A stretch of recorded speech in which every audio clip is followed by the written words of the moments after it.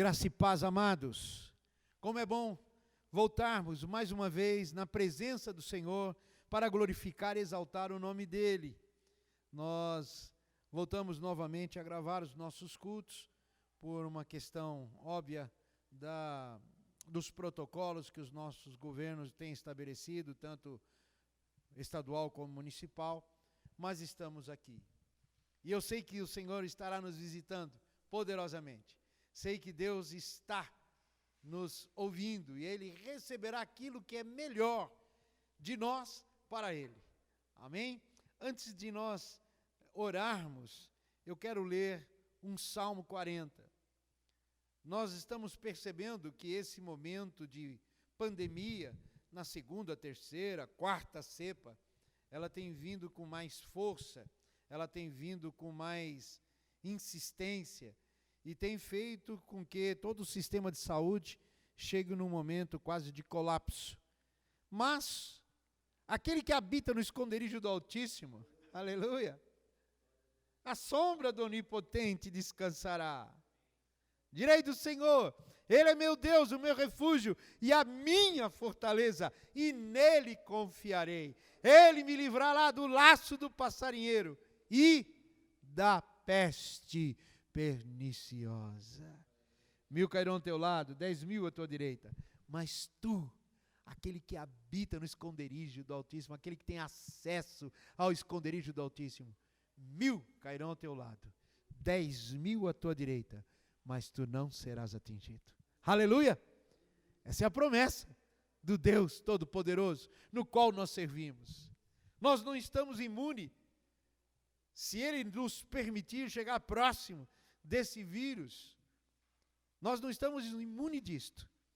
Porém, uma certeza é, Ele está no controle de todas as coisas. Aleluia! Tivemos aqui na nossa igreja, não é? 12 casos, mas não houve nenhuma baixa, não houve nenhuma sequela. O Senhor permitiu, mas louvado seja o nome do Senhor, estamos todos firmes. Amém?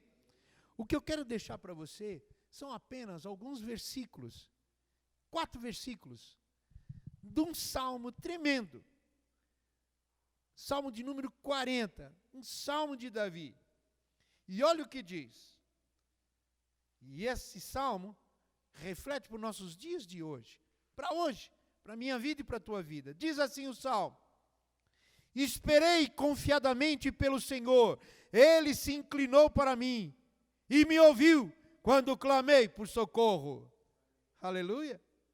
Tirou-me de um poço de perdição, de um tremedal de lama, colocou-me os pés sobre uma rocha e me firmou os passos, e me pôs nos lábios um novo cântico, um hino de louvor ao nosso Deus. Muitos verão estas coisas, temerão e confiarão no Senhor. Bem-aventurado, mais do que feliz, o homem que põe no Senhor a sua confiança e não pende para os arrogantes, nem para os afeiçoados à mentira. Amém? Prestou atenção no salmo? Espera continuadamente, firmemente, confiadamente no Senhor. Porque Ele se inclina. Como o salmista teve a convicção de que o Senhor se inclinou para ele, Ele também, quando você vê, Ele vê, sentir que você está confiante nele, e clamar a Ele, e esperar nele, Ele se inclina para você e te dá o livramento. Amém, amados? Portanto, aquieta o teu coração. Não se preocupe com as notícias. Não se preocupe com o medo das pessoas. Você é um servo de Deus, você é um cidadão do céu. Eu e você somos peregrinos nessa terra. Nosso passaporte é a entrada no lar celestial. Aleluia! Portanto, você que habita no esconderijo do Altíssimo, e se você espera no Senhor, você vai ver o Senhor se inclinar para você. Quando você chamar para o socorro, quando você estiver na adversidade, Deus de Davi Filho de Davi, tem misericórdia de mim. Ele vem e te socorre. Aleluia. Isto é o que o salmista experimentou e nós estamos vivendo e experimentando isso. Quer ser mais do que feliz, meu irmão? Põe no Senhor a tua confiança. É o versículo 4. Amém? Nós vamos continuar a louvar e adorar ao Senhor nesta hora. E eu peço que você, onde você estiver, eu quero que você recline a sua cabeça em sinal de respeito e feche os seus olhos para que não haja nenhuma movimentação e nenhum dispersar desse momento que nós vamos levar em oração ao nosso Deus.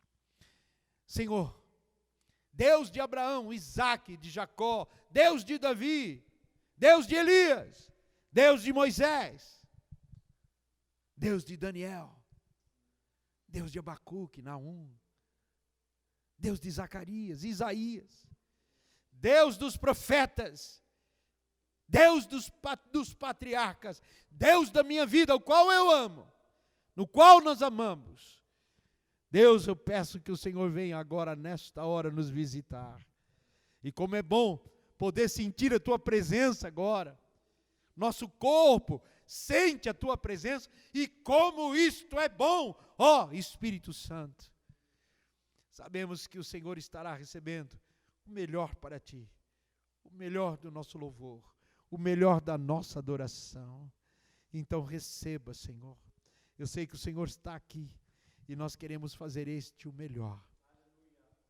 Pai, se o meu irmão que está lá na sua casa, ou se nós que estamos aqui diante de Ti, fizemos algo que não Te agradou, passou os dias e fizemos coisas que aos Teus olhos não foram boas, Deus, usa da Tua misericórdia, pois a Tua palavra diz que o Senhor tem prazer na misericórdia. A Tua palavra diz que sabe o Senhor qual é a nossa estrutura humana. O Senhor sabe que nós somos pó. E somos falhos, muitas vezes. Não olha para isso. Passa o Teu sangue sobre a nossa vida e venha nos purificar, para que possamos dar a Ti o que é melhor. O nosso melhor louvor, o nosso melhor adoração. Pois o Senhor é merecedor disso. Sabemos que estamos vivendo os finais dos tempos. Prepara a Tua igreja, o remanescente da Tua igreja, para receber a unção poderosa do Teu Espírito. A unção de poder, que fará toda a diferença nesses últimos tempos. Pai, recebe o que é Teu. Prepara a Tua igreja para a Tua honra e para a Tua glória. Em nome de Jesus. Em nome de Jesus. Amém. Amém, amados? Vamos louvar ao Senhor. Vamos adorar ao Senhor. Nós aqui, vocês aí. Levante o seu coração. Levante a sua voz. Levante as suas mãos. Não deixa nada desviar a tua atenção aí onde você está. Concentre-se em adorar ao Senhor, porque Ele é digno deste momento, meu e teu, de receber o que é dele. Amém? Glória a Deus, louvado seja o nome do Senhor. Vamos cantar. Glória a Deus, aleluias. Vamos continuar nessa comunhão, vamos continuar nesse sentimento, debaixo dessa palavra que nós já recebemos agora no início dessa abertura de culto.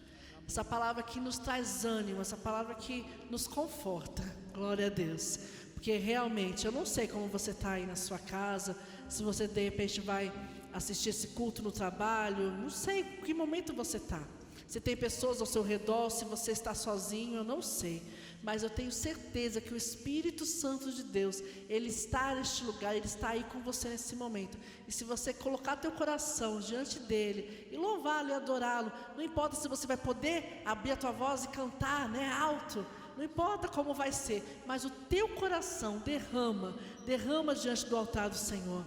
A palavra do Senhor no Evangelho de João, capítulo 14, versículo 1, fala assim: não se turbe o vosso coração. Credes em Deus, credes também em mim. Na casa do meu pai há muitas moradas. Se não fosse assim, eu não teria dito, vou preparar-vos lugar.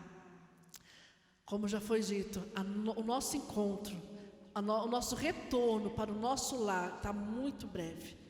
E Ele está lá preparando. Oh, glória! E esse momento será glorioso. Então já aproveita agora. Já começa a experimentar um pouquinho dessa glória, dessa graça do Senhor. Se entrega, deixa o Senhor agir na tua vida, exalta o nome dEle. Nós vamos declarar isso, que Ele é digno de ser exaltado, de ser glorificado. Nós estamos aqui entrando em sua presença, Senhor, para declarar e para entregar o nosso louvor a Ti. Seja exaltado em nosso meio, em nome de Jesus. Glória a Deus, vamos adorar o Senhor.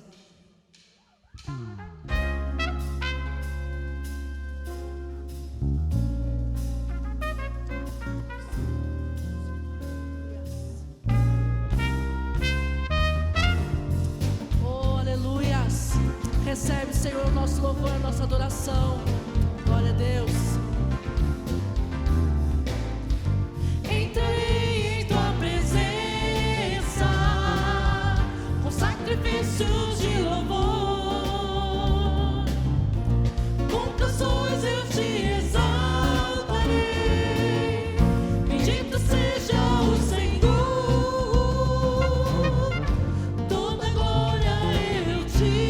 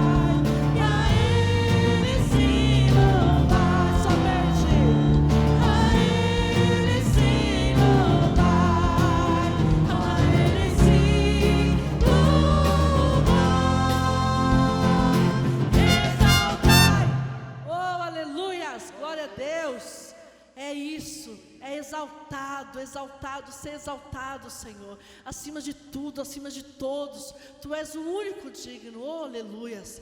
É nessa presença poderosa que nós estamos. E nós estamos nessa presença para adorar e para adorar, Senhor. Porque é na adoração que o Senhor nos fortalece. É na adoração, Pai, que o Senhor nos dá discernimento. É na adoração que o Senhor nos levanta, Pai, nos tira da situação de medo, de dor, de luta. Oh, aleluias, nos dá estratégia, Senhor. Nos ensina, nos capacita e nos leva, Senhor, a te adorar em toda e qualquer situação, Deus, aleluias. Glória a Deus. Oh, Pai. Só pra te adorar e fazer teu nome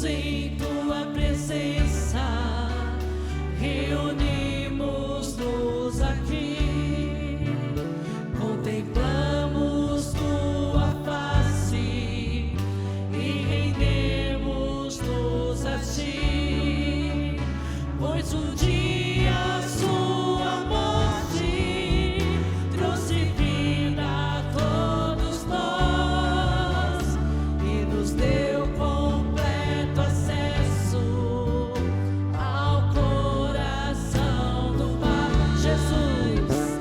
Jesus, em tua presença, reunimos-nos aqui, aí, contemplamos tua face e rendemos-nos a ti, pois um dia sua morte trouxe vida a todos nós e nos deu completo acesso ao coração do Pai.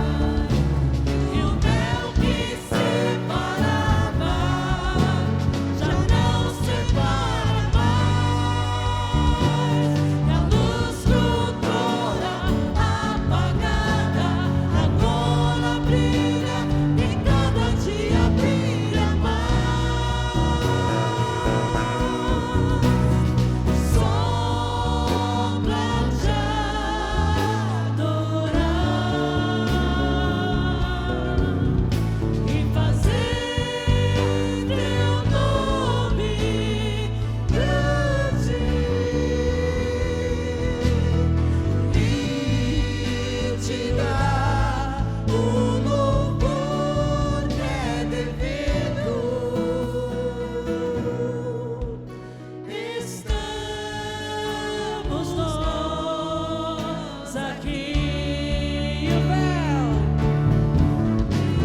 o véu que separava já não separa mais, e a luz que outrora apagada agora brilha e cada dia brilha mais.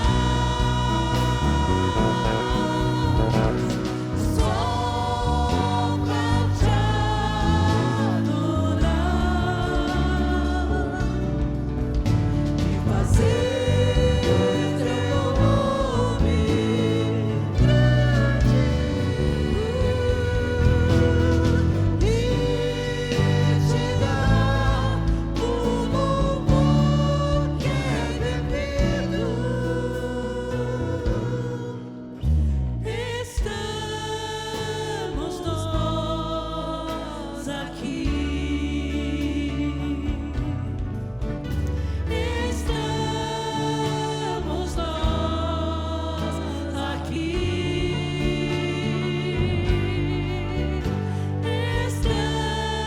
Estamos nós aqui.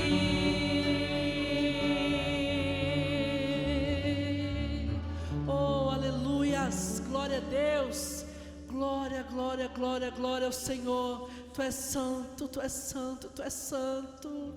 Oh, aleluias, ao Senhor seja a honra, seja a glória, Pai. Tu és o motivo do nosso louvor, Tu és o motivo da nossa adoração, Tu és o motivo da nossa existência. Oh, obrigada, obrigada, Pai. Obrigada pelo sacrifício de Cristo na cruz do Calvário para as nossas vidas. Nós viemos celebrar tudo que o Senhor conquistou naquela cruz para as nossas vidas, Pai. Obrigada pela salvação, pela certeza que um dia nós estaremos face a face contigo, Senhor. Oh, aleluias. Somente a Ti, Senhor, somente a Ti. Oh, Deus. Porque dele, por ele, para ele são todas as coisas. Oh, Porque dele, por ele, para ele são todas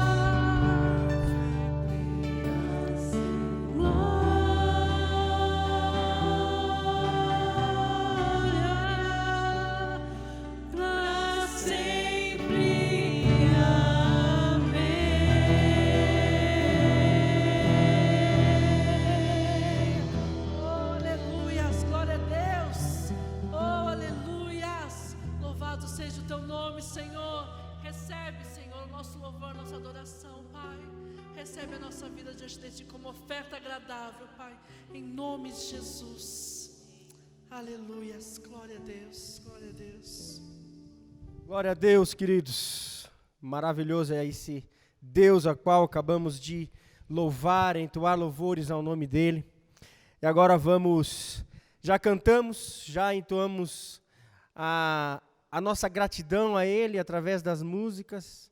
Vamos agora ouvir a palavra que Ele tem para nós nessa manhã, nesse domingo. Na verdade, não sei qual momento que você está assistindo, mas eu creio muito que Deus quer falar com você e já tem falado por meio dos louvores. Depois teremos ainda o momento de ceia, já vai acalentando o seu coração para ter esse tempo de ceia com o Senhor. Amém?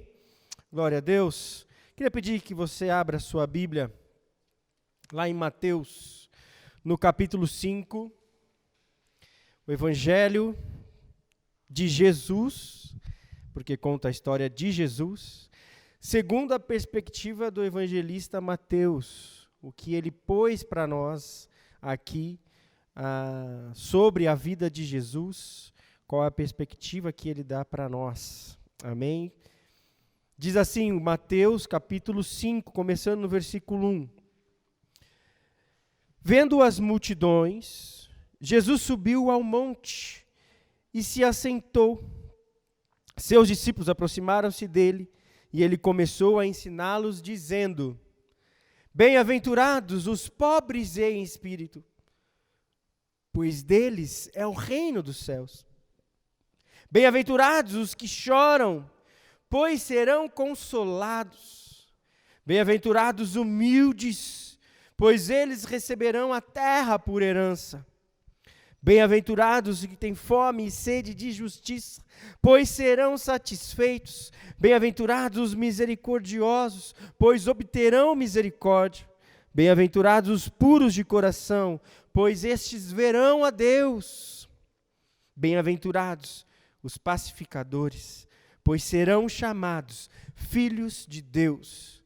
Bem-aventurados os perseguidos por causa da justiça, pois deles é o reino do céu. Bem-aventurados serão vocês, quando por minha causa os insultarem, os perseguirem e levantarem todo tipo de calúnia contra vocês. Alegrem-se e regozijem-se, porque grande é a sua recompensa nos céus, pois da mesma forma perseguiram os profetas que viveram antes de vocês. Mais uma vez, vamos orar. Pai, nós queremos pedir que o Senhor venha agora trazer luz à Tua palavra. Venha agora iluminar essas palavras ao nosso coração. Como é maravilhoso saber que o Senhor, aquele a quem disse essas palavras há tanto tempo atrás, o Senhor está conosco agora, junto conosco, falando ao nosso coração. O Senhor é presente, porque o Senhor garantiu que estaria conosco todos os dias da nossa vida, até a consumação dos séculos. E é por isso que nós cremos que o Senhor está conosco e pedimos agora que o Senhor venha falar ao nosso coração. Que o Teu Santo Espírito tenha liberdade para nos confrontar, que o Teu Santo Espírito tenha liberdade para nos ensinar agora neste momento, e que possamos entender a Tua palavra, entender a mensagem que o Senhor quer nos dar, e entendendo, viver, praticar, mudar de vida, aplicar aquilo que o Senhor nos ensina aqui. É isso que nós queremos pedir a Ti agora, em nome de Jesus. Amém. Amém, queridos? Glória a Deus. Esse texto é muito interessante e eu quero trazer algo para a gente entender esse texto, que é o seguinte: quando somos convidados para uma festa, e no convite dessa festa vem escrito traje, black tie, ou chique, o que isso significa? O que significa quando eu recebo um convite e nele está lá, o traje, black tie, social, sport chique? O que isso quer dizer para nós? Quando a gente pega o convite, o que a gente olha isso, o que logo vem na nossa mente? Claro que para entrar naquela festa, existe um padrão, certo? Não é isso? Na hora, as mulheres, acho que principalmente já vem um monte de vestido na mente, né? Já vem um monte, aquele longo, porque black tie, né? Tudo isso aí. Já vem, ou seja, aquela festa a qual eu estou sendo convidado, ela exige um padrão para entrar. Ela exige um modelo. Quem não, se eu chegar numa festa, a qual eu recebi esse convite, com um traje não adequado, ou o traje que foi pedido, eu não vou conseguir entrar na festa. Talvez você seja barrado ali no começo. Por quê? Porque foi exigido um padrão para estar ali. E é claro que esse texto, apesar de falar de bem-aventuranças, ou seja, mais do que feliz, alegria, o texto aqui que Jesus fala para nós, não está dizendo de festa. Está falando muito mais sobre um padrão. O texto não está falando sobre... na verdade, muitos focam aqui nesse texto, e até conhecido como as bem-aventuranças, foca-se muito mais nas bênçãos de Deus do que no que de fato Jesus queria focar. É claro que Jesus está falando sim das bênçãos, não estou falando isso, é óbvio que ele cita aqui. Ele está falando das bênçãos de Deus. Porém, o foco não são nessas bênçãos, mas sim em quem recebe essas bênçãos. Porque há no texto uma condição para receber essas bênçãos. Uma condição para ser bem-aventurado. Em cada ponto que Jesus fala aqui. E é nisso que Jesus quer que a gente foque. Por isso que a gente tem que olhar esse texto, nos preocupando muito mais com o padrão de vida que ele estabelece, do que com as bênçãos que ele oferece. Pois só poderemos desfrutar da festa, do reino de Deus, se estivermos com os trajes exigidos no convite. Deu para entender? E aqui Jesus mostra para nós alguns itens desse traje, alguns itens da nossa alma, alguns itens que o nosso coração, alguns itens que a nossa vida precisa ter, precisamos apresentar, precisamos viver, para aí sim sermos bem-aventurados.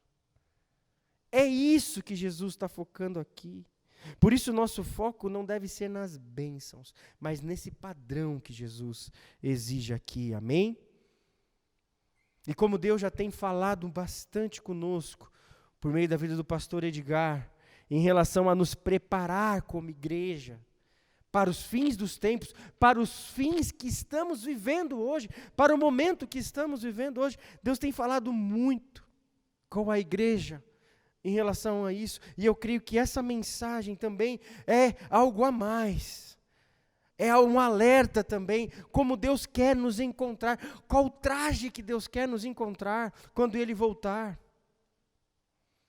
qual padrão Ele espera da nossa vida quando Ele voltar. E eu tenho certeza que isso é uma continuação daquilo, tudo que Deus já tem falado desde, na verdade, da virada do ano, onde o pastor Edgar pregou sobre sermos fortes e corajosos. E Deus está falando, e aqui mais uma vez, Ele vai falar conosco. Portanto, vamos ver hoje aqui o padrão de vida que o rei espera que os seus súditos, os seus servos, tenham em seu reino. É isso que a gente vai olhar nesse texto aqui, amém?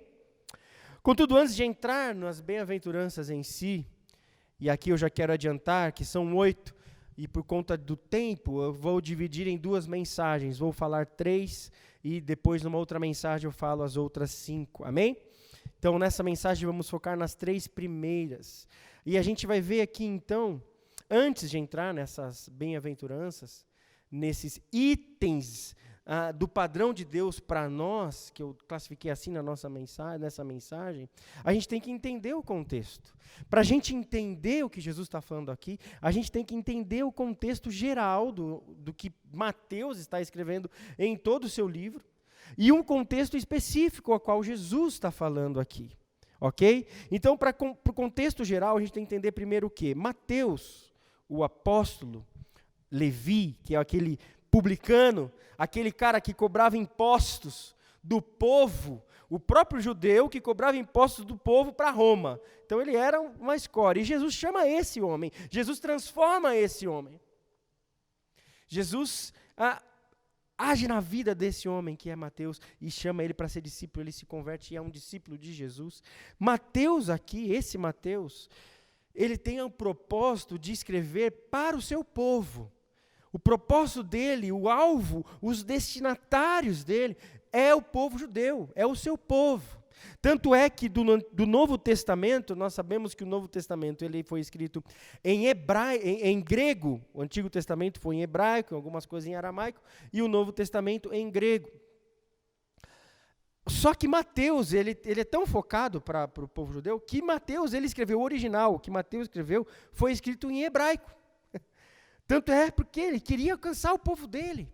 Claro que hoje não temos esse texto em hebraico de Mateus, mas só apenas cópias em grego, depois foi traduzido para o grego e copiado, tal. O que temos são as cópias gregas, mas Mateus escreveu em hebraico, porque o povo, os destinatários dele, era o povo judeu.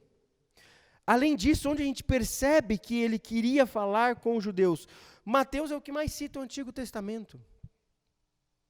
Mateus é um dos evangelhos que mais tem citações diretas do Antigo Testamento. Por quê? Se eu estou escrevendo para judeu, eu tenho que dar base para aquilo que eu estou falando. Certo? E onde é a base do judeu? O Antigo Testamento, a Torá, a lei, os profetas. Isso é que eles tinham. Então, Mateus tem muitas citações do Antigo Testamento, porque ele quer alcançar essas pessoas. E o que ele quer falar para essas pessoas? O que ele quer mostrar? Qual o propósito de Mateus ao escrever o seu evangelho? O propósito claro de Mateus é defender, é fazer uma apologia de Jesus, da messianidade de Jesus. Ele quer provar para aqueles que rejeitaram Jesus, que Jesus de Nazaré é o Messias. Jesus de Nazaré era o Messias pregado, o Messias profetizado em todo o Antigo Testamento. É isso que ele quer destacar. Por isso que em Mateus, em todo o livro dele, a gente encontra 9 textos provas, a gente chama assim de textos prova, porque Mateus pega um acontecimento da vida de Jesus, ou uma fala de Jesus, ou um ensinamento de Jesus, e ele coloca ele escreve assim: isso aconteceu para que se cumprisse o que o Senhor dissera pelo profeta. Então, 9 vezes, eu não vou citar todos os versículos aqui, mas são 9 vezes em todo Mateus que ele fala essa frase: e isso aconteceu para que se cumprisse o que foi dito pelo profeta. Ou seja, ele cita lá o Antigo Testamento e mostra o que aconteceu na vida de Jesus e fala: está vendo? Isso que aconteceu aqui, ou isso que ele falou, é o que o profeta revelou. É o que o profeta disse lá atrás, profetizou lá atrás. Para quê? Para mostrar que Jesus é o Messias. E assim, ele deixa claro, então, no seu evangelho, que Jesus, ele era o Messias. E isso, então, ele revela que Jesus veio estabelecer o programa divino, o programa de Deus para o reino dele. O que Deus espera do seu reino, o reino dos céus que ele cita aqui. Mateus vai falar o que Deus revela, o que Deus quer. Tanto é que lá em Mateus 4, versículo 17, logo depois que ele começa o seu ministério, ele é tentado ali no deserto e tudo mais, logo quando ele começa o seu ministério, ele já fala assim: daí em diante, Jesus começou a pregar: arrependam-se, pois o reino dos céus está próximo. E essa palavra próximo aqui no original, não é, a gente muitas vezes lê e fala: está próximo, está por vir, vai chegar. Não, esse próximo, essa palavra é já chegou, está aqui, está comigo, eu estou revelando esse reino já chegou, já está aqui, está próximo, tem essa ideia, já chegou, e eu estou estabelecendo aqui os princípios desse reino. Como viver nesse reino? É isso que Mateus quer falar para nós. Contudo, mesmo diante de tudo isso que estava acontecendo, Mateus ainda quer revelar para nós que mesmo diante de toda essa revelação clara de que Jesus era o Messias, o povo dele o rejeitou. João vai falar assim lá no capítulo 1, veio para o que eram seus, mas os seus não receberam. Mas todos aqueles que o receberam, ele deu os direitos de ser chamados filhos de Deus. Amém? Então, Mateus também vai ressaltar muito essa rejeição, esse negar dos judeus sobre a messianidade de Jesus. Portanto, esse contexto mais geral aqui, em relação ao propósito de Mateus, o Dr. Carlos Oswaldo, que foi meu professor no seminário, no seu livro Foco em Desenvolvimento, no Novo Testamento, ele conclui esse propósito da seguinte forma, ele fala assim: Mateus selecionou eventos e ensinos da vida de Jesus para provar a uma audiência judaica que Jesus de Nazaré era o Messias prometido de Israel, e para esclarecer o programa divino para o reino, nesta era presente, à luz da ultrajante rejeição do rei Messias por Israel. Ok? Então isso é o propósito, esse é todo o enredo. Tudo o que acontece. Então, todos os ensinamentos que Mateus coloca aqui, tanto é que Mateus não se preocupa com a cronologia, o evangelho que vai mais se preocupar com a cronologia dos fatos da vida de Jesus é Lucas. Mateus não se preocupa com a cronologia porque ele tem um outro objetivo. Ele quer mostrar para aquele povo judeu que aquele rei, que Jesus é aquele Messias profetizado, ok? Falando isso, agora entrando no contexto específico aqui. Mateus, a gente viu que ele seleciona em todo o seu evangelho 5 ensinamentos, 5 discursos de Jesus, esses discursos mais longos de Jesus, onde Jesus quer ensinar algo para o povo. E nesses 5, um desses 5 é esse primeiro aqui, que é conhecido como o Sermão do Monte, o Sermão da Montanha, né? O texto fala lá no primeiro versículo, vendo Jesus a multidão, subiu o Senhor aonde? Numa montanha, no monte, e se assentou. Então ele é conhecido como o Sermão do Monte. Temos outros discursos aí, outros 4 discursos no decorrer do livro, mas todos esses querem mostrar que Jesus, através dos ensinamentos de Jesus, mostrava que ele era o Messias prometido. Amém? E aqui no Sermão do Monte, o que Mateus vai destacar? Que Jesus, ele aprofunda a lei. Jesus, ele aplica a lei no mais profundo. E Jesus, ele é fantástico. Sabe por que Jesus é fantástico? Aonde que a gente acabou de ver que Jesus está fazendo esse sermão? Aonde? Num monte. Aonde a lei foi dada para Moisés? No Monte Sinai. Ou seja, Jesus no monte, falando sobre lei, porque aqui ele está aplicando, ele está vivenciando, tanto é que ele fala, ouviu o que foi dito? Lá para frente, depois, a gente conhece o texto, ele vai citar várias leis, então ele está mostrando de um monte também, agora, a aplicação dessa lei. Jesus, ele está, e por isso que ele é fantástico aqui. E ao contrário do que muitos pensam, Jesus não veio abolir aquela lei. Pelo contrário, ele estava fazendo uma ilustração viva. Está vendo? Da mesma forma como a lei foi dada no monte, eu estou aqui no monte falando dessa lei. Agora, só que eu não vim abolir. E ele deixa isso claro nesse sermão, no versículo 17. Fala assim, não pense que vim abolir a lei ou os profetas. Eu não vim abolir, mas cumprir. Digo-lhes a verdade, enquanto existirem céus e terra, de forma alguma desaparecerá da lei a menor trecho, a menor letra ou o menor traço e tudo mais. Então Jesus não vem abolir. O que Jesus vem fazer? Ele vem explicar essa lei. Ele vem aprofundar, ou como ele mesmo diz, ele vem cumprir, ele vem ser o cumprimento dessa lei. Ele vem ser o único homem que conseguiu cumprir cada detalhe dessa lei, ou como ele mesmo disse, cada letra e cada menor letra e cada menor traço, ele foi o único homem que cumpriu essa lei. E você imagina a cena, esse que está cumprindo toda a lei, está ali num monte falando da lei. Olha que lindo isso. Como Jesus é profundo no seu ensinamento. E E aqui, então, ele está fazendo o quê? Ele está ensinando o povo, ele está tirando a lei das pedras, que foi dada nas pedras, e trazendo a lei para o coração do povo. É isso que ele está fazendo. Ali para frente tem um exemplo, nos versículos 27 em diante. Vocês ouviram o que foi dito? Não adulterarás? É o que está na pedra, né? Não adulterarás. Eu, porém, vos digo, aquele que olhar para uma mulher com intenção impura no coração já cometeu adultério. Deu para entender? Ele veio tirar da pedra e trazer para o coração. Trazer para a vida. Veio aprofundar a lei de Deus. Glória a Deus! É isso que Jesus veio fazer. Aqui Jesus está proclamando os princípios do rei para a vida no reino. Deixando claro que não basta cumprir as leis, temos que vivê-las no nosso coração. É isso que Jesus está fazendo aqui. O Dr. Lauren Richards, ele comenta aqui sobre esse texto, ele fala assim: ao transmitir seus ensinos morais, né, aqui no Sermão do Monte, o predestinado governante da humanidade anuncia o estilo de vida a ser adotado pelos que se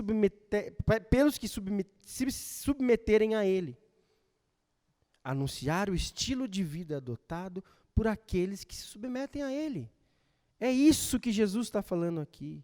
Portanto, ao declarar aqui as conhecidas bem-aventuranças, Jesus não quer focar nas bênçãos. Jesus está focando nos princípios, nos deveres que são exigidos dos súditos do reino dos céus. Amém?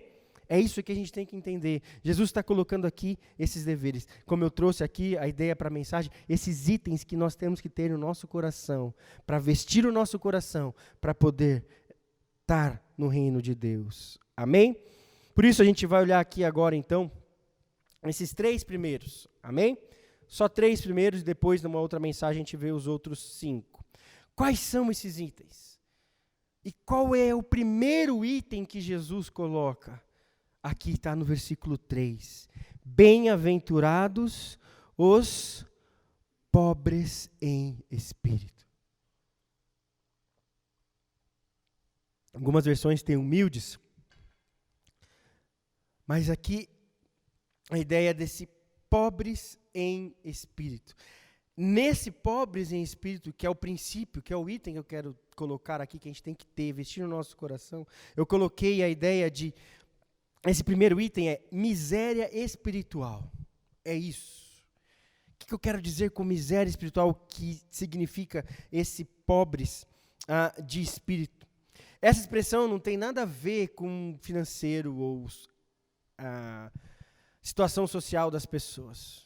Porque a gente vê pobre, a primeira coisa que a gente pensa é, está falando de dinheiro, está falando de status, está falando de situação financeira. Não. A gente tem que entender que o pobres está ligado com uma outra palavra, que é pobres em quê? Espírito. Ou seja, Jesus não está falando aqui de condição social ou financeira, mas da nossa condição espiritual. É disso que Jesus está falando aqui. Qual tem que ser a nossa condição espiritual? Isso significa que Jesus não está se referindo à nossa condição material, como eu disse, mas à nossa condição espiritual. E assim, o primeiro critério, o primeiro item desse padrão do reino é o reconhecimento de que não temos nada para oferecer a Deus. Pobre, tem alguma coisa para oferecer? Não. Pobre de espírito, o que significa então? É alguém que entende que espiritualmente ele não pode oferecer nada para Deus. É essa a ideia que Jesus quer passar aqui. Somos espiritualmente miseráveis. Nada que eu faça ou deixe de fazer tem valor espiritual para Deus. É isso. Temos que entender isso. As minhas obras de justiça são como trapos de imundícia. Eu tenho falado isso, falei isso no curso de Romanos, já preguei outras vezes, já falei disso. Lá em Isaías 64:6 fala, somos como impuro, todos os nossos atos de justiça são como trapo imundo. Murchamos como folhas e tudo mais. O que é esse trapo imundo? Era o que as mulheres naquela época usavam quando estavam menstruadas. Tem noção que Jesus fala aqui sobre o que significa as nossas nossos atos de justiça, eu querer fazer alguma coisa para agradar a Deus, nada vai valer, porque espiritualmente, diante de Deus, eu sou miserável, eu sou pobre, e eu tenho que entender isso, que eu sou pobre de espírito. Eu, pelas minhas próprias forças, não posso oferecer nada para Deus. Amém? A gente tem que ver nesse primeiro item, nós temos que investir em nosso coração, para fazermos parte do reino, porque fala, pois desse é o reino dos céus, né? A gente tem que reconhecer a nossa miséria espiritual diante de Deus. Temos que reconhecer que somos totalmente dependentes da misericórdia de Deus. No que depender de nós, não temos nada para oferecer espiritualmente a Deus. É isso que é ser pobre de espírito.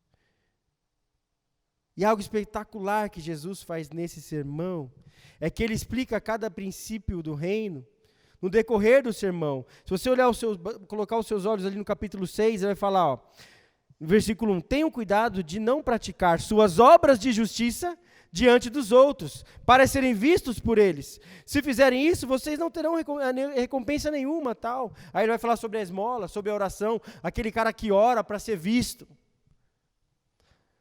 Jesus coloca isso como obras de justiça, isso não vale nada para Deus. O contexto é aquele que dá esmola para mostrar para os outros que, eu estou ajudando os outros. Para mostrar para todo mundo que está ajudando. Isso não vale de nada para Deus. Ou ora em voz alta em público para mostrar que tem uma vida com Deus. Isso não vale nada diante de Deus. Ou seja, a gente tem que reconhecer que a gente é pobre de espírito. A gente precisa de Deus. Isaías 57:15. Isaías 57:15 fala assim, pois assim diz o alto, o sublime, que vive para sempre, cujo nome é santo, habito num lugar alto e santo, não habito, mas habito também com contrito e humilde de espírito, olha aí, para dar novo ânimo ao espírito do humilde e novo alento ao coração do contrito. Isaías 66:2, não foram as minhas mãos que fizeram todas essas coisas, e por isso vieram a existir, Jesus está falando da grandeza dele, Deus está falando, pergunta ao Senhor, a este eu estimo, o que ele fala? A humilde e contrito de espírito, que treme diante da minha palavra, amém? Esse é o primeiro item, humildade espiritual, entender que eu não sou nada, entender que eu não tenho em mim valor algum. É esse o primeiro item. E assim, como Jesus coloca aqui em primeiro lugar, e isso não é coincidência, o primeiro requisito, quando ele vai falar lá em Lucas 9:23, dos discípulos, se você quer ser meu discípulo, ele vai falar assim, se alguém quiser acompanhar-me, ou seja, ser meu discípulo, primeira coisa, negue-se a si mesmo. Tome diariamente a sua cruz e siga-me. Ou seja, pobre de espírito é o negar-se a si mesmo, matando diariamente na cruz de Cristo o nosso eu. Ou seja, somos pobres de espírito quando reconhecemos que não temos em nós valor algum espiritual para apresentar a Deus. Isso é ser pobre de espírito, é negar a si mesmo. E só um parênteses aqui, bem diferente do que muitas mensagens que estão sendo pregadas hoje. Onde você tem valor, onde você é o cara, você tem o mesmo valor de Jesus, você vale o sangue de Jesus, já viu isso? É bem diferente disso. Temos que ser pobres em espírito. É o primeiro item, negar a si mesmo, tomar a cruz. É o primeiro item que temos que vestir no nosso coração para entrarmos no reino de Deus, pois deles é o reino dos céus. Quem reconhece que não é nada. E quando reconhecemos que somos única e exclusivamente dependentes da misericórdia de Deus, então somos pobres de espírito. Quando entendemos que dependemos da misericórdia dele. E Jesus, de uma forma fantástica. E o interessante, isso não dá para a gente afirmar, mas naquele seriado Jesus, que a Record apresentou, a oração do publicano e do fariseu, a parábola que Jesus conta da oração, da diferença da oração do publicano e do fariseu, no seriado ele fala que ele mostra Mateus fazendo essa oração, o autor desse livro aqui. Claro que a gente não pode dizer isso, né? Foi uma forma que a novela colocou, mas a ideia é o que ilustra claramente esse ponto, esse item. A Bíblia fala lá em Lucas 18 que o fariseu subia e ele orava e falava: agradeço a Deus porque eu não sou como esse publicano, eu jejuo 2 vezes por semana, eu dou o dízimo de tudo, e fala, e ele é. E aí quando o publicano vai orar, a palavra de Deus diz que ele não conseguia nem olhar para o céu, ele só batia no peito e falava: Senhor, tem misericórdia de mim.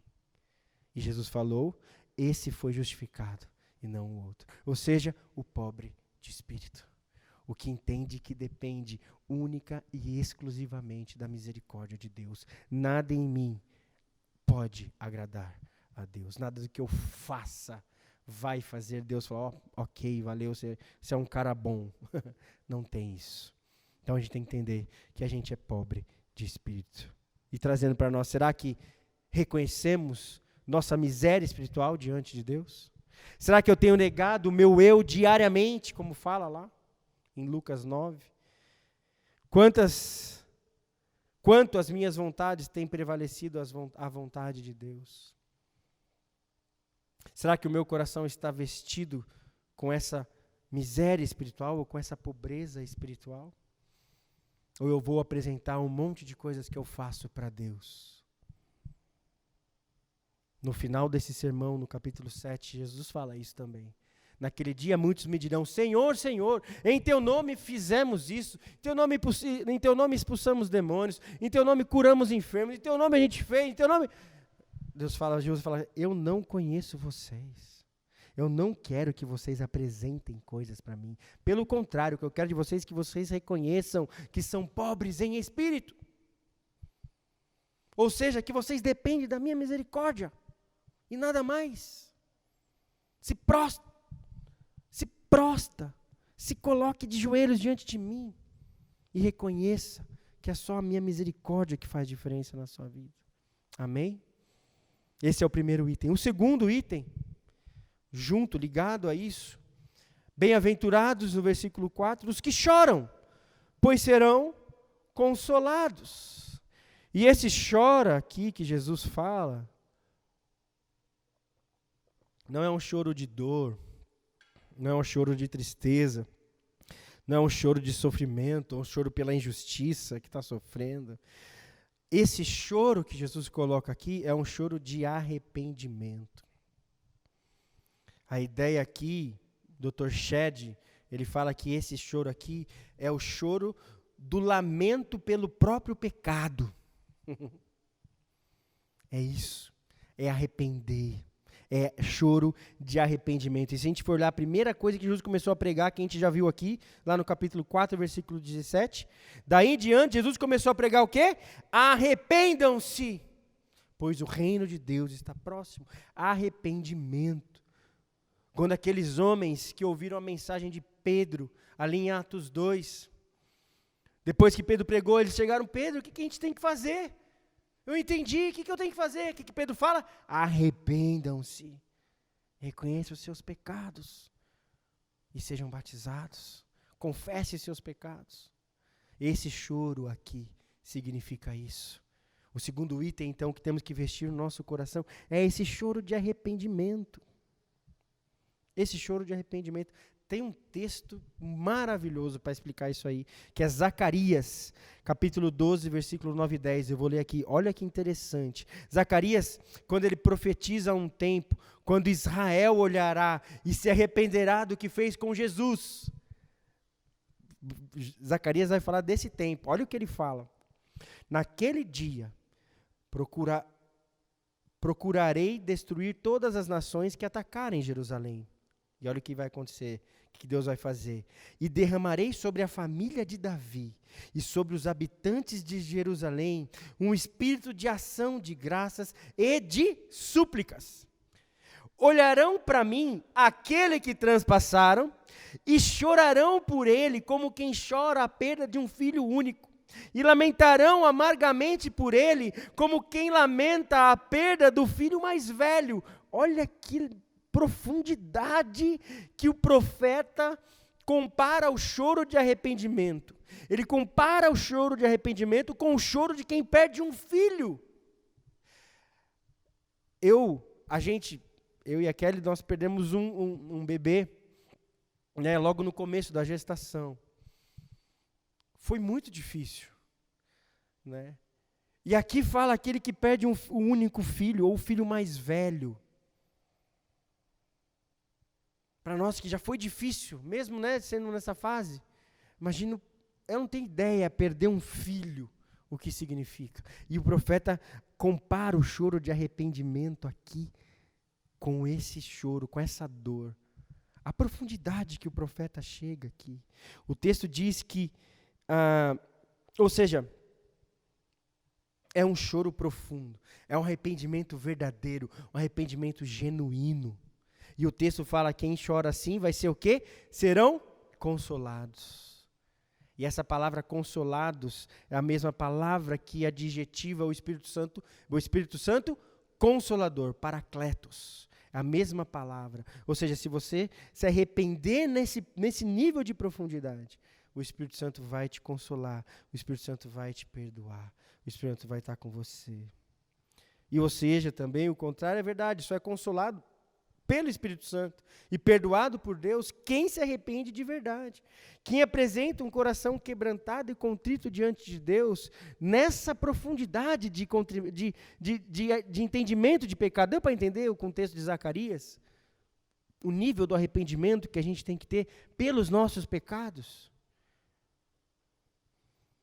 Conta a história que em 1741, Jonathan Edwards estava em Enfield, Connecticut.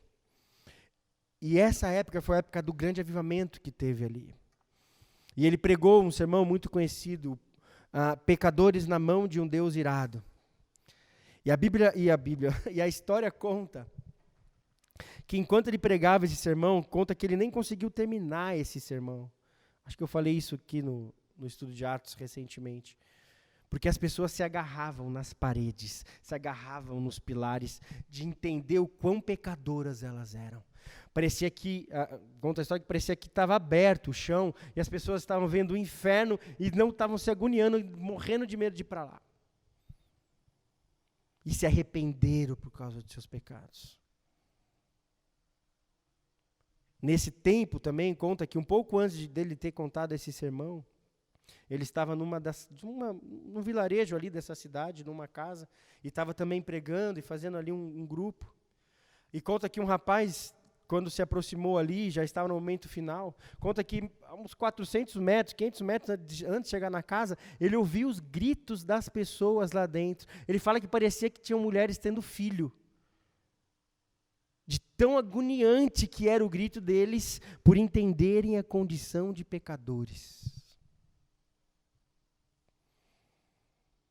Gente, como o mundo tem lidado com o pecado hoje em dia? Como a igreja tem lidado com o pecado hoje em dia? Hoje tudo pode. Hoje tudo pode. Hoje qualquer igreja que... Você pode encontrar qualquer igreja, eu tenho falado isso também, qualquer igreja você pode encontrar o que você quiser. É uma tolerância em nome do amor. E aqui, bem-aventurados os que choram, os que se arrependem, os que reconhecem as suas falhas e não justificam, e não cobrem, e não passam um pano, porque Deus me ama, Ele entende como eu vivo. Não existe isso. É bem-aventurado quem se arrepende, quem chora. E chora nesse nível aqui, desse grande avivamento que teve ali em 1741 com Jonathan Edwards. E esse é o segundo item. Eu pergunto, será que temos conhecimento dos nossos erros dessa maneira? Será que temos consciência que os nossos erros são tão graves assim? Será que temos encarado o pecado da mesma forma que aquelas pessoas ali, alguns anos atrás, clamaram e choraram diante da realidade dos seus erros? Será que a gente tem encarado assim também? É isso que a gente tem que entender. Esse é o segundo item da vestimenta que temos que ter no coração. entrarmos no reino de Deus. É o segundo item que Deus espera de nós nesse momento final da igreja. Além de entender que somos miseráveis espiritualmente, temos que sempre nos arrepender. Sempre chorar diante de Deus os nossos pecados. É isso que Deus espera da igreja. A igreja a qual Ele está vindo buscar. Amém? E o último item que eu quero destacar aqui, além dessa miséria espiritual e desse arrependimento total, é a humildade e mansidão. O versículo 5. Bem-aventurados humildes, pois eles receberão a terra por herança. Bem-aventurados humildes. Algumas versões falam mansos. Humildade e mansidão. Esse princípio está muito ligado com o primeiro que a gente viu sobre pobreza, né? Humildade de espírito. Pois tem a ver com o reconhecimento da nossa total impotência diante de Deus. Só que a ideia é que Jesus, Ele quer complementar aqui o que Ele já tinha dito há pouco. Ou seja, não basta reconhecermos nossa miserabilidade espiritual. Precisamos nos render totalmente diante da vontade de Deus. Deu para entender? Temos que ser humildes, tanto para reconhecer que não somos nada, como para aceitar que a vontade de Deus é infinitamente melhor que a nossa. Temos que ser humildes para entender que Deus tem o melhor para nós. E essa palavra mansos aqui, humildes, se refere à nossa atitude para com Deus. Ou seja, a ideia é que não podemos brigar pelo que julgamos ser nossos direitos diante de Deus. Temos que nos prostrar e aceitar como simples servos tudo que Deus pede para fazermos, ou permite que aconteça em nossa vida. Deu para entender? Essa ideia de mansos, de humildes. Algum servo tinha algum direito diante de algum senhor? Naquela época? Como era o servo diante do Senhor? Ele tinha opção de não obedecer? Mesmo que ele não gostasse, mesmo que aquilo, ele tinha opção? É essa a ideia. É nos prostrar, deixar a nossa vontade. O meu pai tem falado bastante disso, né? Entrego o meu livre-arbítrio para Deus. É essa a ideia. Eu não tenho vontade diante de Deus. É isso que é ser humilde aqui. Romanos 14, 7 e 9 fala assim: pois não vivemos, Romanos 14, versículo 7 e versículo 8, pois não vivemos nem morremos para nós mesmos. Se vivemos, é para honrar o Senhor. E se morremos, é para honrar o Senhor. Portanto, quer vivamos, quer morramos, pertencemos ao Senhor. Essa palavra pertencimento aqui, nós pertencemos ao Senhor.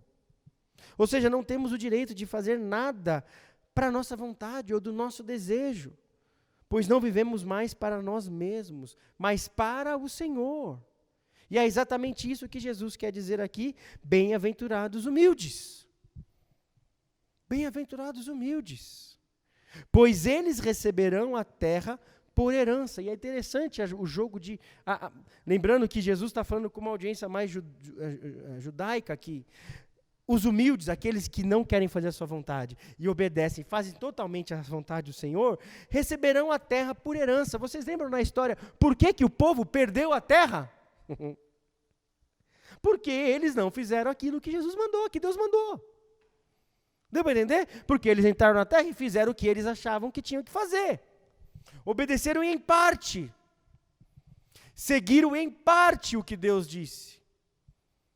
Deus falou: mata todo mundo, não se mistura. O que eles fizeram? Deixaram alguns vivos e se misturaram. Deu para entender? Isso é ser humilde. É falar: tá bom, Senhor, eu vou obedecer em tudo o Senhor. Eu não tenho, a minha vontade não tem mais. Deu para entender? Paulo aqui, nesse texto que a gente leu de Romanos, ele está colocando aqui para nós que não temos nada de nós. Tudo é para a honra do Senhor. Esse é humilde e humanos.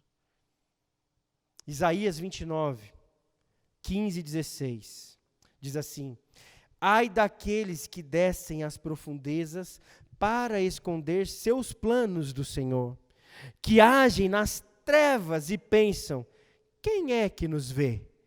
Quem ficará sabendo?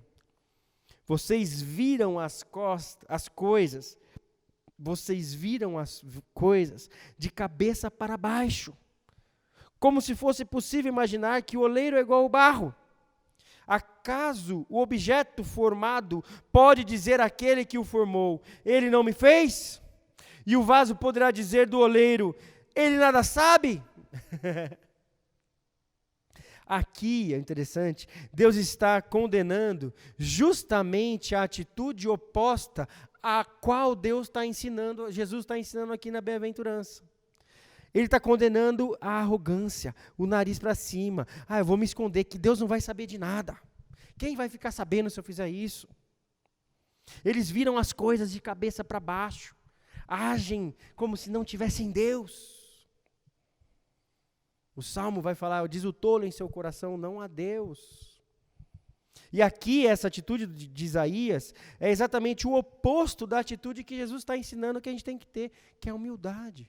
Reconhecer que somos vaso, Ele é o oleiro. Amém? Algum vaso pode reclamar da forma que foi feito? Não. Tem que simplesmente entender que Ele é o Senhor. Ele é o Criador. Amém? O profeta está deixando claro aqui que os homens, eles viraram as coisas de cabeça para baixo, achando que podem agir e mandar em suas vidas como bem entendem, e não se submetem mais ao Criador deles. É o famoso ditado, né? O poste está mijando nos cachorros. Já ouviu esse ditado? As coisas viraram. Gente, é só você olhar como que está hoje. Não está completamente o inverso. Daqui a pouco eu vou ter que me arrepender, ou vou ter que me confessar e pedir perdão, me arrepender, porque eu tenho uma esposa e filhos. E sou hétero. Eu vou ter que... Porque isso é errado.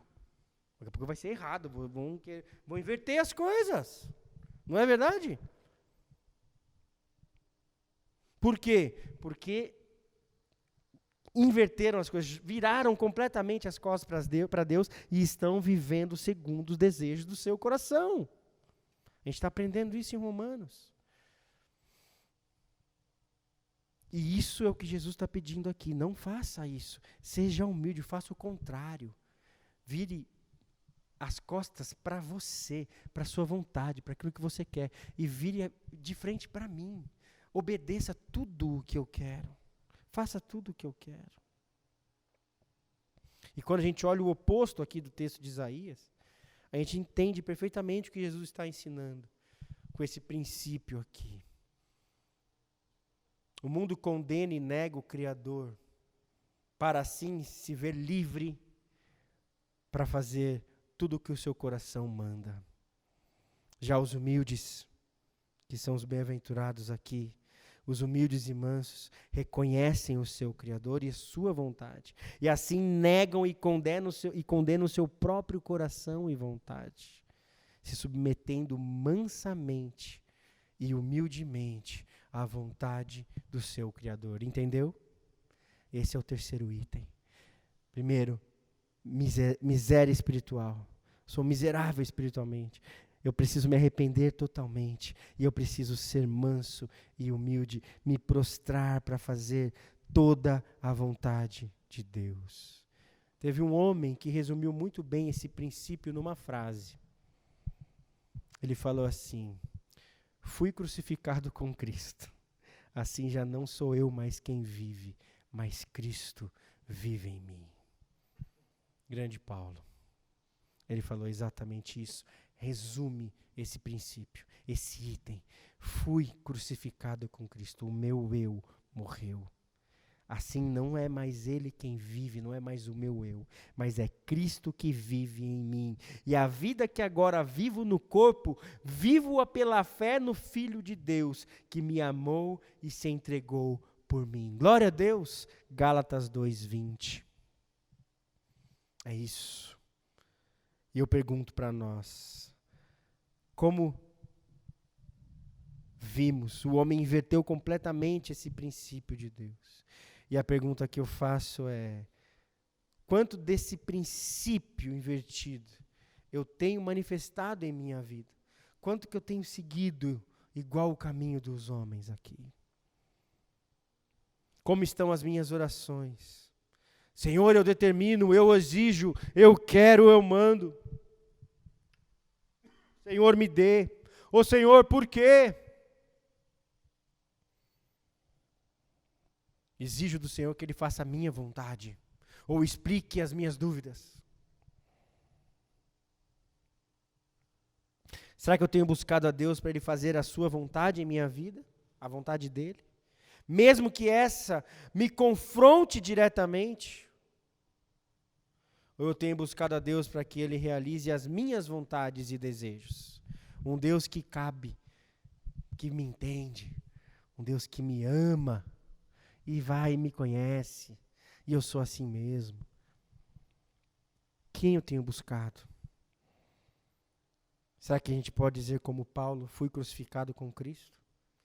Assim não sou eu, mas quem vive, mais Cristo vive em mim. Fechando, como eu disse, tem mais 5 itens e a gente vai fechar aqui. A gente vai ver no próximo sermão. Mas já podemos concluir aqui. Só desfrutará das bem-aventuranças do reino de Deus quem estiver vestido no coração a miséria espiritual, o arrependimento total e a humildade e mansidão. Somente com esses itens bem vestidos no nosso coração estaremos preparados para encarar o que está por vir, para estar ali, aquelas virgens que estavam com óleo. Só assim que a gente vai estar preparado para a volta de Jesus. Amém? Que essa palavra fique no teu coração. Teremos agora esse momento de ceia. Que Deus fale no teu coração com tudo isso que já tem falado. Procure apresentar para Ele agora um coração que entende, que é pobre espiritualmente, que é miserável espiritualmente. Procure apresentar para Deus um coração arrependido dos seus pecados. É o momento de se arrepender, de examinar a si mesmo. E procure apresentar a Deus uma vida mansa e humilde, pronta para fazer tudo o que Ele pede e abrir mão de tudo o que você quer. Amém? Que essa palavra fique no seu coração, meu querido, em nome de Jesus. Amém. Bom, depois de um louvor e de uma palavra tão abençoada, estarmos aqui mais uma vez para, em memória do Senhor Jesus, celebrarmos a ceia. Eu quero convidar os diáconos Adriano e a irmã Sheila para que pudesse estar aqui comigo na ministração da ceia do Senhor, que é um momento sublime na vida da igreja. É um momento sublime daqueles que nasceram de novo, naqueles que são chamados pelo Senhor. E esse é um momento onde nós temos aí um dever de estarmos em memória, lembrando tudo que Jesus fez por mim, fez por nós na cruz do Calvário. Ele padeceu tanto, ele sofreu tanto, por amor. Ele não precisava fazer tudo o que fez, mas por amor, ele se entregou. Por amor, ele se dedicou, ele não reclamou, ele não abriu a sua boca. Diz a palavra do Senhor que ele foi como ovelha, como uma ovelhinha ao matadouro, sem abrir a boca, e cumpriu a sua missão gloriosa de estar ali na cruz, para se entregar por todos, para se entregar por mim, por você, e nós que reconhecemos esse tremendo sacrifício do nosso Senhor. Esse é o momento onde nós vamos participar do sangue dele derramado na cruz do Calvário e também comer, compartilhar do corpo simbolizado pelo pão sem fermento, do corpo de Cristo, moído na cruz do Calvário, dilacerado naquele lugar que era meu e teu, mas ele substituiu, foi ele que foi elevado a este lugar. E aí nós temos hoje, por esse ato sublime, a salvação. Nós somos regenerados, nós somos justificados pelo seu sangue. uma dívida que tínhamos com o pecado, que era morte e destino certo ao inferno. Ele faz essa obra sublime na cruz do Calvário, e aí resgata você e a mim, e nos garante um lugar celestial, um lar celestial, onde viveremos com Ele para toda a eternidade, não é só por alguns anos, mas para toda a eternidade. Aleluia. Fato é que Ele se entregou, mas Ele prometeu, e tudo que Ele promete, Ele cumpre. Ele falava para os seus discípulos que seria necessário que o Filho fosse levantado e crucificado, mas ao terceiro dia Ele ressuscitaria. E passado da sexta, daquela Páscoa, para o domingo, no domingo de manhã, quando foram vê-lo, não estava mais lá. Ele havia ressuscitado. Como se aproximando as mulheres dali do túmulo do Senhor, vendo a porta do sepulcro aberta, arrebentado todos os selos romanos, e não por força humana, mas por força do Espírito Santo de Deus, não estava mais lá. E quando eles entram ali naquele túmulo, vê os lençóis que foram envoltos em Jesus dobrado sobre o lugar aonde tinham colocado o nosso mestre. Ele não estava mais lá, mas aquele lenço dobrado simboliza uma mensagem tremenda dada pelo próprio Senhor, de que Ele voltará, de que Ele voltará. E como nós sabemos esse símbolo do lençol dobrado, aonde Jesus havia sido sepultado? Porque era um costume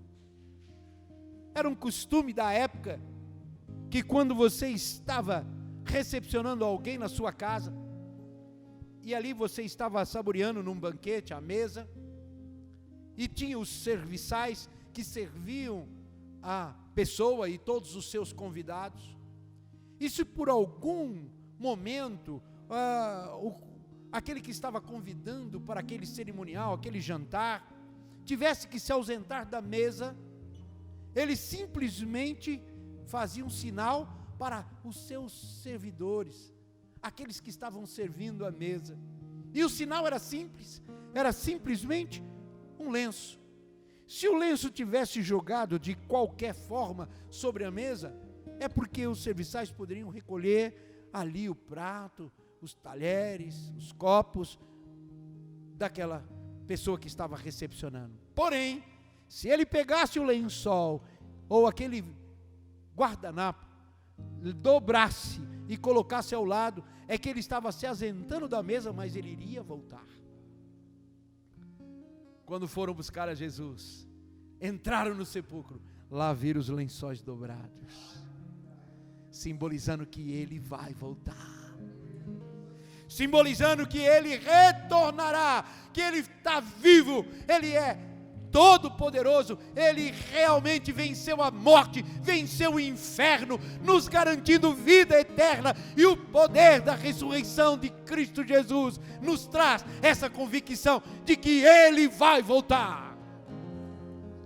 E é por isso que nós celebramos mensalmente esse momento tremendo, que são as duas ordenanças que ele deixou para o seu povo: a primeira, o batismo; a segunda, a ceia.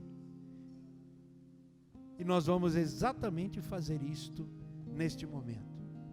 Em memória do Senhor, vamos comungar do corpo dele e também do sangue dele através do cálice que está sobre a mesa. Mas o Senhor nos ensinou que antes de participarmos de um memorial como esse, nós devemos consagrar os elementos, que é o pão sem fermento e também o cálice do Senhor. E para que isso nós possamos participar, nós aqui e você aí em casa com o seu kit que você veio buscar ontem aqui na igreja, então nós vamos nesta hora consagrar esses elementos ao Senhor.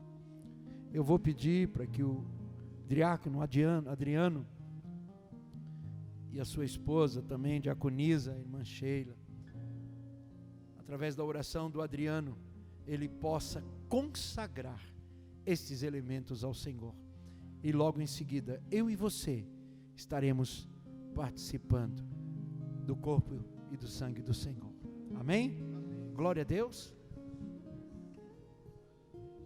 Amém. Senhor Deus, nós, ó Deus, como servos do Senhor, Pai, Deus, infinitamente sabemos, ó Deus, que nós não somos nada sem Ti. Infinitamente, Senhor Deus, nós temos nenhum poder, Senhor Deus, sobre esse cálice, sobre esse pão, Senhor Deus.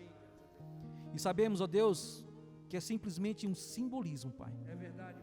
Mas nós sabemos que antes de tudo isso, Pai, é a memória que nós, Pai, preservamos, Senhor.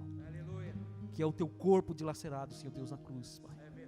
O Teu sangue que foi derramado, Senhor Deus, até a última gota, Senhor Deus, por nós, Senhor. E por todos os nossos pecados, Senhor Deus, o Senhor tomou sobre si, Pai. Para que nós hoje, Senhor Deus, nós viéssemos, ó Pai, em Tua memória, Senhor Deus, participar do Teu corpo, participar, Senhor Deus, do Teu sangue, Senhor Deus, que é vida, Deus, para aqueles que estão enfermos, Senhor. Pai, sangue, Senhor Deus, poderoso, Pai. Este sangue, Senhor Deus, que é nos dado, Senhor Deus, como herança Tua, Senhor. Pai, é a única coisa que nós cremos, ó Deus. E sabemos, ó Deus, que o Senhor, Pai, se faz presente em nossas vidas. É neste memorial, Pai. E neste momento, Senhor Deus, nós consagramos esse alimento, Senhor. Consagramos este pão, Senhor. E consagramos, Senhor Deus, esse suco, Deus, de uva, Senhor, que representa o Teu sangue, Senhor. Ó Deus, Santo, esse pão, Pai, que representa, Senhor Deus, o Teu corpo, Pai, a Tua carne, Senhor, que foi rasgada, moída, Senhor Deus, aquela cruz, Senhor, por nós, Senhor Deus.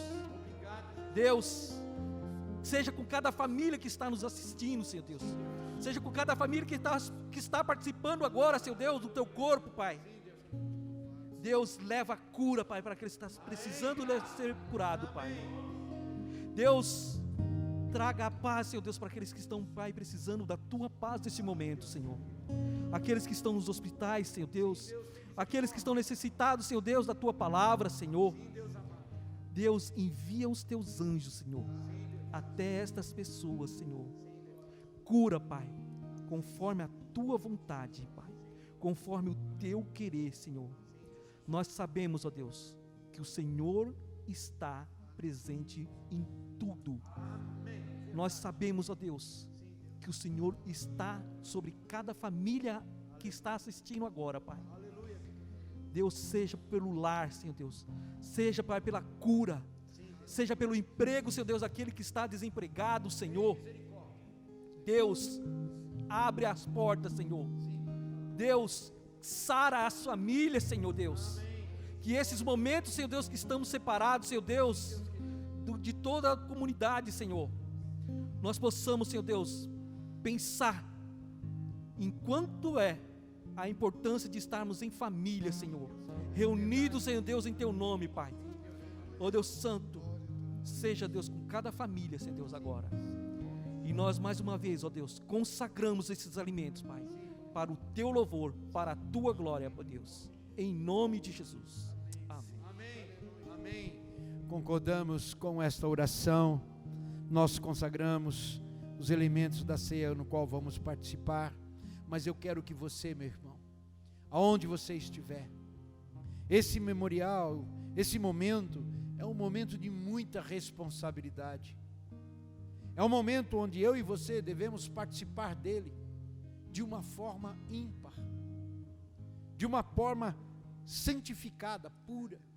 Portanto, aonde você está, recline a sua cabeça, enquanto o grupo de louvor começa a cantar.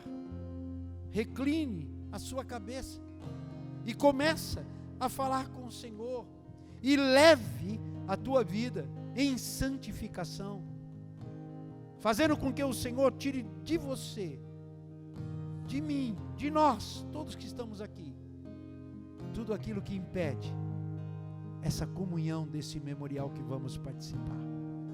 É necessário estarmos limpos diante do Senhor nesse momento. Então, meu irmão, enquanto você ouve essa canção, enquanto você ouve esse louvor cantar, consagre a sua vida ao Senhor, e assim, depois do louvor, nós estaremos ceando ao Senhor. Aleluia. Vamos cantar.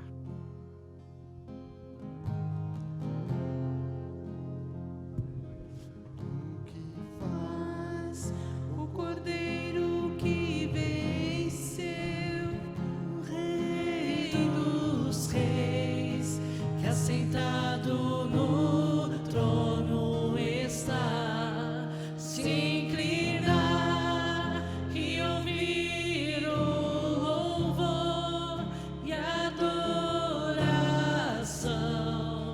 de alguém tão falho como eu. O que faz o Cordeiro que venceu, o Rei dos Reis, que assentado no trono está, se inclinar e ouvir o louvor e adoração de alguém tão falho como eu. Senhor, eu sei, Senhor, eu sei, é o teu amor, é o teu amor. Senhor, eu sei, Senhor, eu sei, é o teu amor, é o teu amor. O que faz o Cordeiro que venceu, o Rei dos Reis, que assentado no trono está, se inclinar e ouvir o louvor e adoração de alguém tão falho como eu. Senhor, eu sei, Senhor, eu sei, é o teu amor, é o teu amor. Senhor, eu sei, Senhor, eu sei, é o teu amor,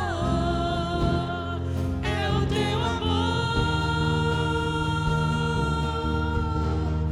Não há o que fazer pra merecer.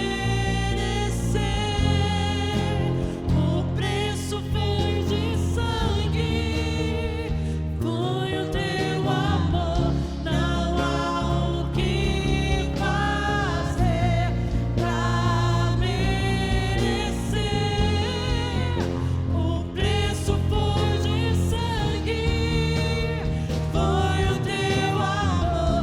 Não há o que fazer pra merecer. O preço foi de sangue, foi o teu amor. Não há o que fazer pra merecer. O preço foi de sangue.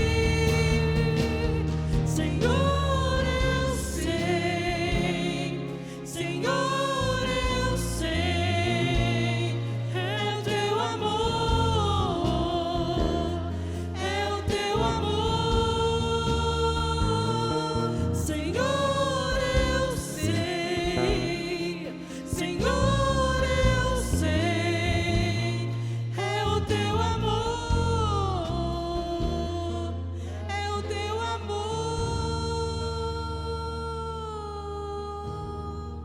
Aleluia, Senhor, é o teu amor que patrocinou tudo isso, que patrocina ainda hoje a segurança, a paz que temos em momentos tão difíceis como esse. Somente é o teu amor, Senhor. Nessa hora, nós te agradecemos, Senhor, e concordamos com todas as orações dos nossos irmãos lá de casa, que pediu, Senhor, misericórdia de purificação das suas vidas. E a tua palavra disse: se dois concordar acerca de qualquer coisa, o Senhor concorda. E eu concordo com a oração deles, e concordo com as nossas orações. Pai, nesta hora nós vamos servir os irmãos que estão aqui, aqueles que estão aqui. Os diáconos vão estar servindo, não é? Estamos em poucos, e é tremendo esse momento, porque nós podemos refletir e olhar para dentro de nós e vermos que tamanha é a paz que reina dentro dos nossos corações. E através desse amor tão sublime de Jesus que nós acabamos de cantar, é que faz toda a diferença. Em momentos de pandemia crítico como este, faz toda a diferença esse amor. E é por isso, Jesus, que nós estaremos nesta hora celebrando a Ti. Nessa hora estaremos celebrando a Ti, Senhor, por lembrar de nós, derramar esse amor tão grande sobre nós e por nós. Um amor que não dá para explicar, não dá para dimensionar. É um amor que transcende ao nosso entendimento. E é por isso que nós estamos aqui alegres. Nosso coração está feliz, está muito alegre em poder participar desta hora. Você que está aqui, meu irmão, glorifica o nome do Senhor, exalta o nome do Senhor, diga o quanto você o ama, diga o quanto Ele é precioso para você, diga o quanto Ele é importante para você. Aleluia. Esse Deus tão maravilhoso, tão sublime, tão tremendo. Aleluia. Aleluia. Louvado seja o nome do Senhor. Grande, grande e tremendo. Continua glorificando o nome dEle, continua exaltando o nome dEle. Ele é digno de toda honra, de todo louvor. Aleluia. A palavra do Senhor nos diz, lá em 1 Coríntios capítulo 11, versículo 23 em diante, Paulo, ele recebe do Senhor as instruções de como nós devemos, em memória, participar do momento como esse. E ele diz assim, versículo 23 em diante: porque eu recebi do Senhor o que também vos entreguei, que o Senhor Jesus, na noite que foi traído, tomou o pão, e tendo dado graças, o partiu e disse: isto é o meu corpo, que é dado por vós, fazei isto em memória de mim. Levante o teu pão, meu irmão, aonde você estiver, e você repita comigo essa oração. Os irmãos que estão aqui e você que está lá em casa, repita comigo: Senhor, muito obrigado por ter morrido por mim na cruz do Calvário. E em obediência a Ti, Senhor, eu estou neste memorial celebrando a Tua vitória, que é a nossa vitória. O Teu corpo dilacerado na cruz do Calvário, mas um corpo ressurreto ao terceiro dia. E declaro, Senhor, para o mundo dos homens e também no mundo espiritual, que o Senhor está vivo, o Senhor reina, o Senhor é o meu Deus, é o meu Rei. Aleluia. E em Tua memória, Senhor, celebro esse momento. Comamos todos. Aleluia. Louvado seja o teu nome, Santo de Israel. Glórias e honras sejam dados ao teu nome, Jesus, Rei dos reis, Senhor dos senhores. Exaltado seja o teu nome, Senhor. Paulo ainda continua na sua instrução e diz o seguinte: por semelhante modo, depois de haver ceado, tomou também o cálice, dizendo: este cálice é a nova aliança no meu sangue. Fazei isso todas as vezes que o beberdes, em memória de mim. Porque todas as vezes que comerdes este pão e beberdes o cálice, anunciais a morte do Senhor, até que Ele venha.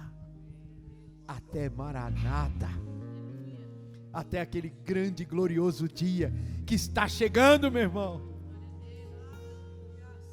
Levanta o teu cálice aonde você estiver e repita comigo essa oração e diz: Senhor Jesus, que tremendo momento foi aquele na cruz do Calvário.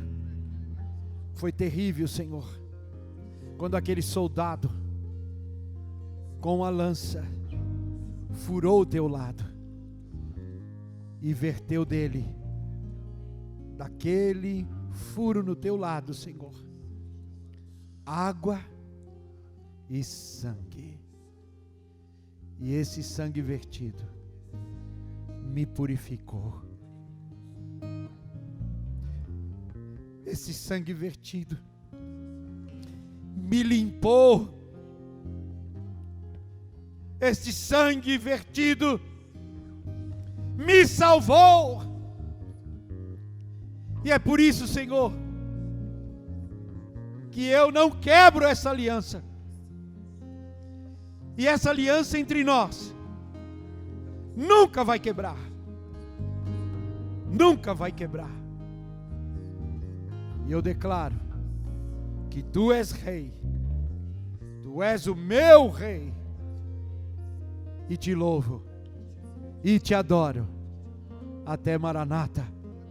E por toda a eternidade. Senhor, obrigado por essa aliança comigo. Nunca deixe ela quebrar. Em nome de Jesus. Amados, bebamos todos.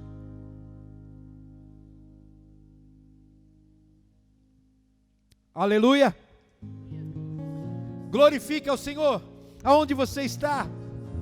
Exalte o nome dEle. Eu quero ouvir frases de louvor e adoração. Diga para o Senhor o que Ele é para você. Aleluia. Tu és tudo para nós, Senhor. Tu és o nosso Senhor. Tu és o nosso Salvador. Glórias e honra sejam dadas a Ti, ó Criador do universo, poderoso, Santo Senhor, Verbo divino, Palavra verdadeira, Salvador, Rei dos reis, Senhor dos senhores. Aleluia. Te agradecemos, te honramos por um momento tão sublime como esse. E o grande amor de Deus Pai, a graça salvadora de Jesus Cristo e a comunhão do Espírito Santo de Deus seja com você, meu irmão, aonde você estiver. Seja com tua família, seja com todos nós que aqui estamos, hoje e até a volta do Senhor nas nuvens. E todo o povo de Deus diz: amém. E todo o povo de Deus diz: amém. Amém. Aleluia. Tenha um excelente domingo, meu irmão, com tua família, com todos os seus. Uma semana também abençoada. E não temas. Salmo 40. Espera no Senhor, confia nele. Você será mais bem-aventurado, mais do que feliz. Amém? Deus abençoe a todos. E até o próximo culto, se assim Deus o permitir. Louvado seja o nome do Senhor.